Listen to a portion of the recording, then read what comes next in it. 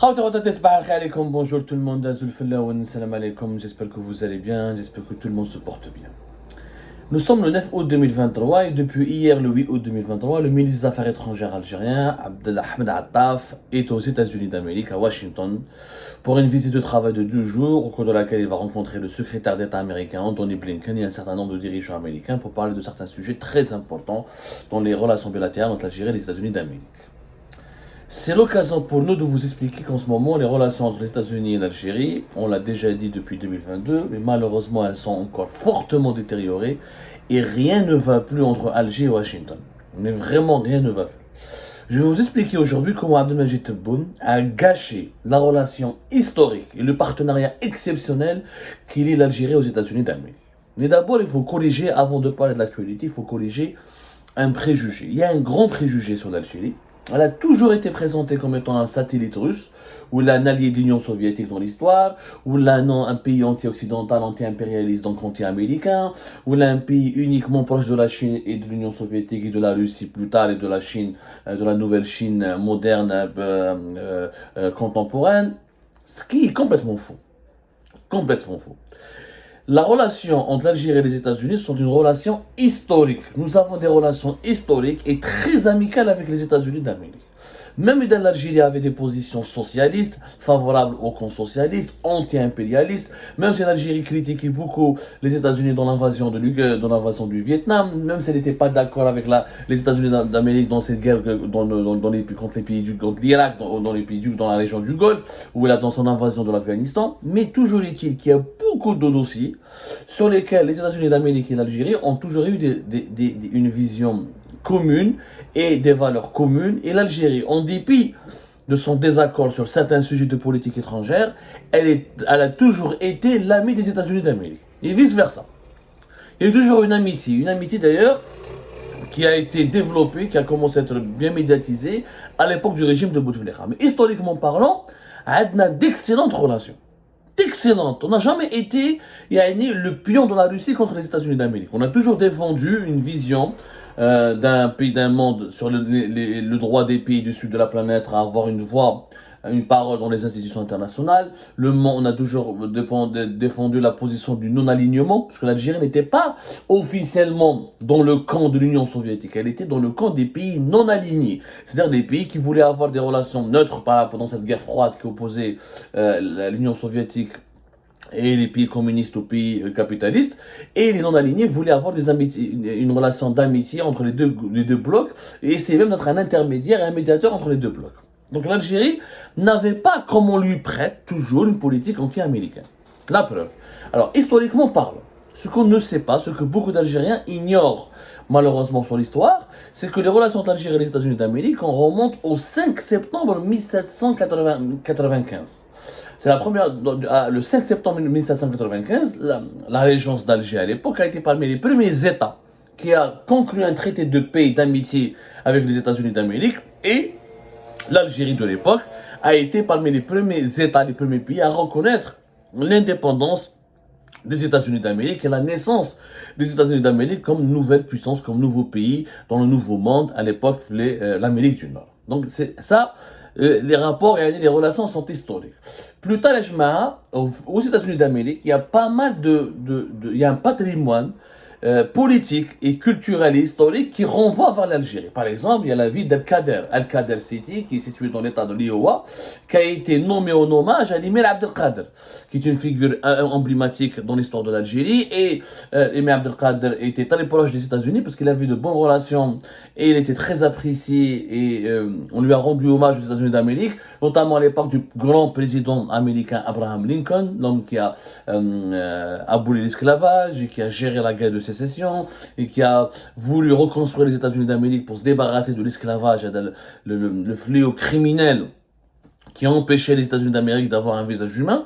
Donc Abraham Lincoln remercié et avait rendu hommage à l'émir Abdelkader pour son rôle dans le siège de Damas et le fait qu'il a protégé, il a sauvé la vie des milliers de chrétiens qui étaient victimes de massacres commis notamment par des musulmans fanatisés et intolérants.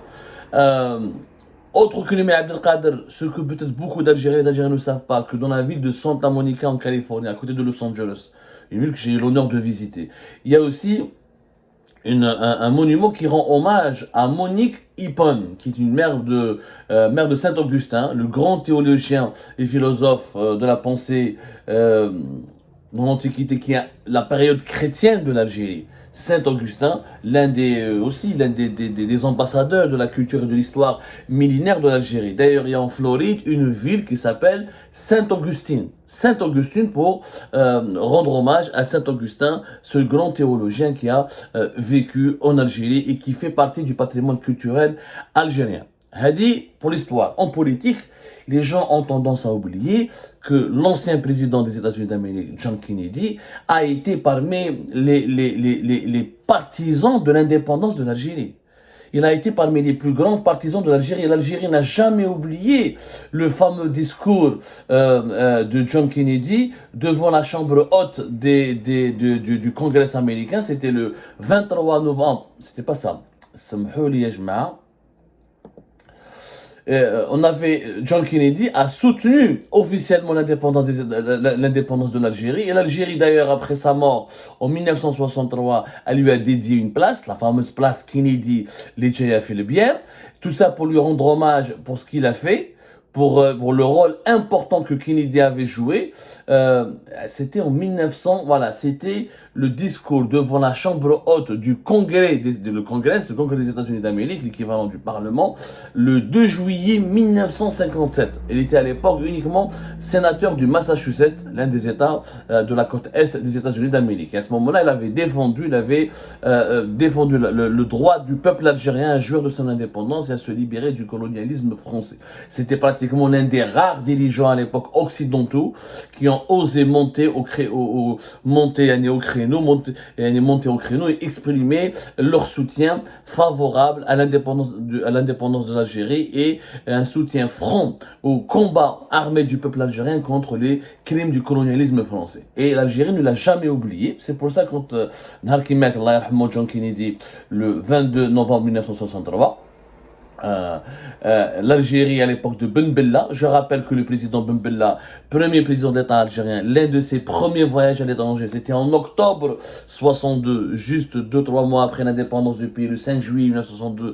Il a été reçu à Washington par le John Fitzgerald Kennedy, John Kennedy qui est devenu plus tard, donc après son discours de 57, il est devenu plus tard président des États-Unis d'Amérique. Voilà, avant de mourir malheureusement dans des conditions troublantes qui ont nourri toutes les théories du complot et tous les films, toute une grande littérature sur la mort de John Kennedy à Dallas lorsqu'il était visiteur le 22 novembre 1963 au Texas.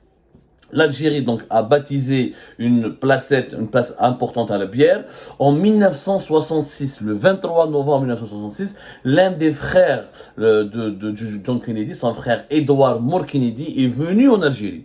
Il est venu en Algérie à l'invitation de Ben Bella. À l'époque, c'était Houari Boumediene, donc désolé, c'était pas Ben Bella. À l'invitation de Houari Boumediene, il avait rencontré Houari Boumediene, où il avait assisté à un hommage qui a été organisé à la bière, à la mémoire de son frère John Kennedy. Pour l'Algérie, il a remercié, il lui a rendu hommage pour l'aide précieuse qu'il avait apportée et le soutien précieux, parce que le soutien de John Kennedy en 1957, il a permis à la cause algérienne d'être internationalisée, alors que la cause algérienne était victime d'un blackout médiatique et politique et diplomatique à l'époque, imposé par la puissance française. La France voulait faire croire qu'il s'agissait uniquement d'un conflit interne en France et que la France elle fait face à des terroristes, un mouvement de rébellion terroriste qui tue, qui assassine des civils.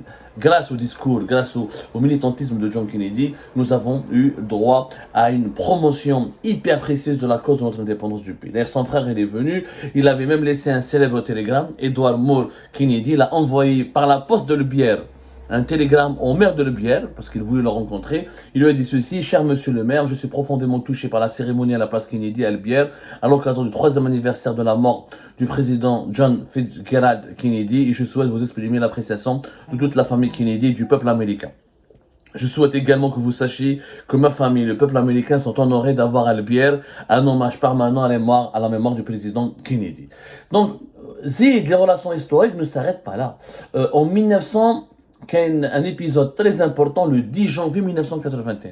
Il y avait 52 otages américains qui ont été libérés ce jour-là par l'Iran grâce à une médiation algérienne. Et c'est un avion algérien, par un pilote algérien qui a emmené qui a permis de transporter, d'acheminer ces 52 otages américains vers chez eux, vers l'Occident. C'était le 10 janvier 1981. Et à l'époque, la médiation de l'Algérie avait suscité l'admiration et la reconnaissance de l'administration américaine et du Congrès américain.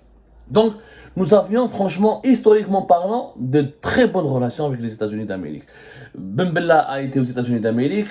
Membad Chadli, il a été aux États-Unis d'Amérique. La visite de Chadli, elle était en avril 1985.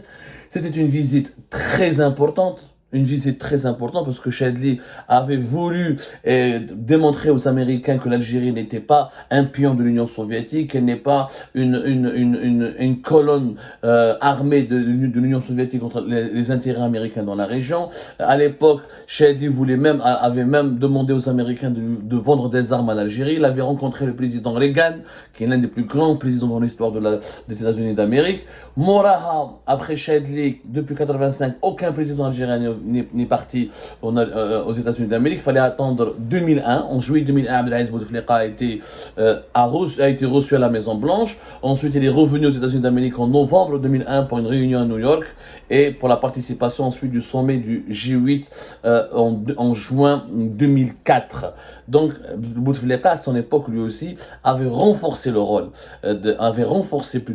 la présence de l'Algérie aux États-Unis d'Amérique. Il a voulu redonner du souffle aux relations algéro-américaines et ça a réussi puisque juste après le 11 septembre, juste après le 11 septembre 2001, il y avait de très très bonnes relations et les Américains ont compris l'importance de l'Algérie sur l'échiquier mondial et l'importance de l'expertise algérienne dans le domaine de la lutte contre le terrorisme. Le général Touffer était d'ailleurs parti aux États-Unis d'Amérique juste après le 11 septembre 2001. Et les services secrets algériens et les services secrets américains, notamment la CIA, le DRS, ont collaboré activement. L'expérience algérienne, les conseils, comment on dit, le soutien de l'Algérie pour la lutte contre le terrorisme mené par les États-Unis d'Amérique a été capital et important. Donc, il y a toujours eu des bonnes relations, mais malheureusement, tous ces détails historiques ont été gâchés par la politique actuelle menée par Abdelmadjid Tebboune, qui, contrairement aux traditions historiques, encore une fois, l'Algérie, malheureusement, quand on parle du Maghreb, certains spécialistes, moi je les appelle des spécialistes du dimanche, et ils font des raccourcis très simplistes. Ils disent que le Maroc a toujours été l'ami des États-Unis d'Amérique, le pion de l'Amérique dans la région, alors que l'Algérie a toujours été l'ami de la Russie et le pion de la Russie depuis l'ère de l'Union soviétique dans la région. C'est beaucoup plus compliqué que ça. Il est vrai que les relations politiques entre le Maroc et les États-Unis d'Amérique sont excellentes, que les États-Unis d'Amérique ont toujours soutenu le Maroc, notamment de l'époque de Hassan II, l'ont armé, parce que l'Algérie avait choisi de se fournir en armes auprès de l'Union soviétique, ça c'est vrai, et que les États-Unis d'Amérique et la Russie ont utilisé la rivalité algéro-marocaine pour eux s'imposer dans la région du Maghreb et pour téléporter un petit peu les enjeux de la guerre froide dans la sous-région. Ceci dit, l'Algérie a toujours eu une position intelligente. Et depuis l'époque de Ouali Boumediene, depuis l'époque de Ben Bella, l'époque de Ouali Boumediene et Chadli Bouteflika, aucun président algérien n'avait pratiqué une politique foncièrement anti-américaine. Il y a eu des crises, des moments de tension, notamment lors de la guerre du Vietnam, mais qui ont été rapidement dissipés parce que les échanges étaient permanents. Et l'Algérie a toujours été reconnaissante à l'égard des États-Unis d'Amérique pour son rôle depuis l'époque de Kennedy. Et il y a eu toujours des contacts permanents. Il y avait toujours des dialogues, il y avait toujours une coopération culturelle, politique, diplomatique, pas peut-être militaire, mais en tout cas l'Algérie, les États-Unis d'Amérique, l'Algérie a toujours voulu se montrer être l'ami des États-Unis d'Amérique, la grande puissance, et les États-Unis d'Amérique n'avaient jamais eu une vision négative de l'Algérie. Elle a toujours considéré l'Algérie comme l'équivalent du Pakistan en Afrique du Nord, c'est-à-dire dans le Maghreb, un pays avec une armée respectable, un pays pivot pour la stabilité de la région, un pays avec lequel il faut parler, même si beaucoup de politiciens américains privilégiaient le Maroc et avaient des relations personnelles avec le Maroc. On sait que beaucoup de présidents, Hillary Clinton, venaient souvent séjourner au Maroc, passer ses vacances à Marrakech, avaient des relations pas d'amitié particulièrement intenses avec Hassan II, etc. Ça n'empêchait pas la classe dirigeante politique américaine, notamment les républicains qui étaient très proches des compagnies pétrolières qui investissaient en Algérie, avaient donc une très bonne vision de l'Algérie, considérée, et donc ils étaient les États-Unis d'Amérique avaient une vision du Maghreb. Toujours, il faut faire l'équilibre entre le Maroc et l'Algérie. Le Maroc, un pays sympathique, acquis à la cause, qui fonctionne à l'américaine dans son économie, dans son monde, dans sa vision politique. L'Algérie, un pays puissant, fort sur le plan militaire et historique, et le plus vaste pays géographique. Il faut qu'il reste stable, il faut qu'il se développe, il faut qu'on ait de bonnes relations avec lui pour l'équilibre de l'Afrique du Nord et pour la paix et la stabilité dans la région. Toujours, cette vision-là a toujours été de mise. C'est pour ça que nous avons toujours eu de très bonnes relations avec les États-Unis. Sauf qu'il y a تبون عماها تقبلها يماها كما نقولها بالجزائريه راح بعيد. تبون ça a été le seul président algérien qui a traité un président russe d'ami de l'humanité alors qu'il y a une guerre en Ukraine, qui a signé un nouveau document de partenariat exceptionnel avec la Russie qui est en guerre contre l'Occident, alors qu'on avait on avait déjà en 2001 une déclaration de coopération stratégique, ça a été transformé en un partenariat en une déclaration de partenariat stratégique. C'est le premier président qui a autorisé un exercice militaire russe sur le territoire algérien, qui était prévu en novembre 2022, mais qui a été déroulé dans une totale discrétion après avoir été reporté en début février 2023. C'est le seul président qui a privilégié, qui est parti en Chine et en Russie pour tenir un discours anti-occidental. C'est le seul président algérien qui dit qu'il veut rejoindre le BRICS parce qu'il ne veut pas dépendre d'un monde du dollar. Le monde du dollar, c'est le président qui est le plus critique à l'égard de l'Occident. Et il vise indirectement les États-Unis d'Amérique. Et les relations sont devenues mauvaises parce que pour Washington, Tebboune est un perturbateur. Il a rompu avec les dogmes de la tradition diplomatique algérienne, pays neutre, pays non aligné, pays favorable à la paix, pays qui propose sa médiation dans tous les conflits, pays qui parle à toutes les puissances et qui est ami avec toutes les puissances, un pays qui est souverain, qui veut pas que sa souveraineté soit violée et qui privilégie le pragmatisme dans ses relations politiques et économiques. Ce n'est plus le cas avec Abdelmajid Tebboune. On n'a pas la souveraineté, on a un peu bradé parce qu'on veut que les Russes viennent chez nous, s'entraînent sur nos terres, ou même on parle même de projets de bases militaires russes parce que les Marocains vont faire des bases américaines ou des bases israéliennes ou émiraties. Nous on veut que les Russes fassent des bases chez nous. Quand même, on était un mouvement, on n'est plus un pays non aligné, puisqu'on considère Poutine comme l'ami de l'humanité, puisqu'on est proche, on a un partenariat stratégique avec la Russie, et on n'a plus aucun partenariat stratégique avec les pays occidentaux, donc on n'est plus neutre. On ne peut pas proposer une médiation, puisque nous-mêmes on est en conflit contre notre voisin direct, et on menace le Maroc d'une guerre, on a rompu les relations diplomatiques avec le Maroc, et on conditionne l'opinion publique nationale et internationale à une possible guerre contre le Maroc. Donc les traditions pour les États-Unis d'Amérique et le président Tebboune n'a rien à voir avec l'héritage de la grande diplomatie américaine, l'héritage des autres présidents qui ont toujours tenu à avoir de très bonnes relations avec l'Occident, notamment avec Washington. Qui j'ai entendu Blinken fin mars 2022 à Alger, Tebboune quand même a essayé de rassurer les Américains en disant non, c'est pas de notre faute, on est entouré de conflits. On aurait aimé ne pas dépenser autant d'armes, on aurait aimé ne pas avoir une armée aussi nombreuse, on aurait aimé ne pas donner autant d'argent, autant de dépenses pour notre armée, pour notre sécurité, on aurait aimé utiliser cet argent pour créer des emplois, etc.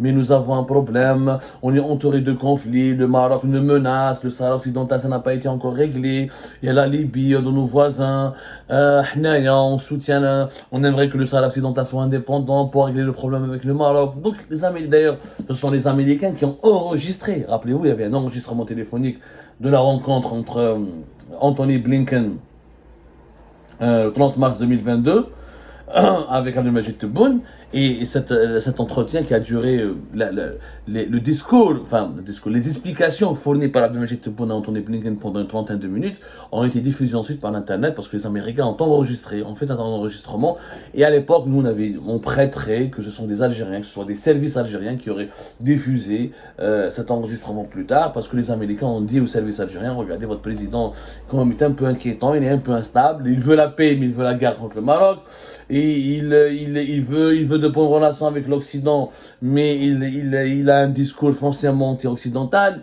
Il parle d'économie, de projets économiques, alors que il y a encore beaucoup de difficultés. Le pays n'est pas suffisamment stable pour attirer les investisseurs. Donc les Américains il y a un grand malaise. dans les relations algéro-marocaines à cause de la personnalité, de l'instabilité chronique de Tebboune et de son caractère brusque. De son caractère brusque. Pour les Américains, Tebboune est un deuxième Kadhafi. Il est un deuxième Kadhafi. Un homme Libye, il veut être le leader de la question palestinienne, le leader du monde pana-arabe, etc.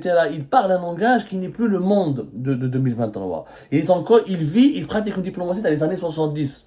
Alors que même Houari Boumediene n'avait pas un discours anti-américain ou la musclé contre l'Occident. Houari Boumediene a toujours été pragmatique. Je suis un non aligné. Je soutiens telle cause, tel peuple, la libération de tel pays par principe. Mais ça ne veut pas dire que je soutiens toutes les politiques anti-américaines. Ça ne veut pas dire que je vais m'allier à des puissances ennemies des États-Unis d'Amérique. C'est ce que fait Abdelmajid Tebboune.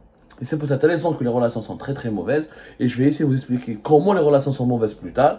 Les États-Unis d'Amérique ont critiqué les dirigeants algériens. Il y a un mouvement, il y a un courant anti-algérien au sein du Congrès américain. Les investissements américains en Algérie sont suspendus. Même l'ambassadrice des États-Unis d'Amérique à Alger, depuis la deuxième semestre de l'année 2023, elle n'a pratiquement plus aucune activité officielle, elle ne rencontre pas beaucoup les dirigeants algériens, elle ne veut pas leur parler, elle est manifestement en colère, elle l'a exprimé à maintes reprises. Anthony Blinken lui-même est très mécontent, et le ministre des Affaires étrangères algérien qui est parti à Washington, c'est beaucoup plus une convocation qu'une invitation. Et je vais vous dire pourquoi tout à l'heure.